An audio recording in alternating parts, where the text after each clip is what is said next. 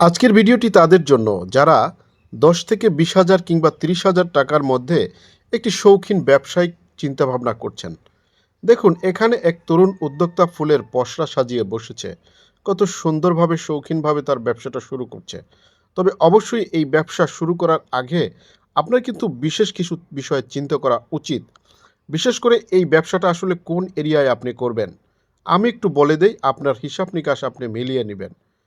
আপনার নিকটস্থ যদি কোনো শহর বন্দর বা কোনো রিসোর্ট বা এমন কোনো জায়গা হয় যেখানে বিকালবেলাতে প্রচুর লোকজনের আনাগোনা হয়, যেখানে শৌখিন দর্শনার্থীরা ঘুরতে আসে, সেরকম একটি জায়গায় ফুটপাতে আপনি কিন্তু এ ধরনের ব্যবসা শুরু করতে পারেন। এর সাথে রয়েছে কসমেটিক সহ বাহারি রকমের পণ্য। এই ব্যবসায় আপনার বিশেষ ভালো কিছু দিক রয়েছে। আপনি চাইলেন ব্যবসা করলেন, চাইলেন না এই ব্যবসার গুটিয়ে আপনি মালগুলো রাখলেও সে ধরনের কিন্তু ক্ষতির সম্মুখীন আপনি হবেন না। অন্যদিকে এই ব্যবসার নিয়ে আপনি যদি অন্যত্র কোথাও যেতে চান, আপনার স্থান চেঞ্জ করতে চান, সেটাও কিন্তু আপনি অনায়াসেই পারবেন। আর এই বাহারি রকমের পণ্যগুলো মানুষের কাছে এর চাহিদাও অনেক বেশি।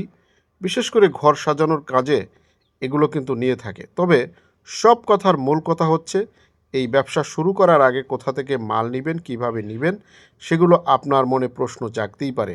আর সেজন্য আমরা রয়েছি বিজনেস পাওয়ার। এই বিজনেস পাওয়ারের সাথে আপনি যোগাযোগ করবেন। অনায়াসই আমরা আপনাকে তথ্য পরামর্শ দিয়ে সহযোগিতা করব ইনশাআল্লাহ।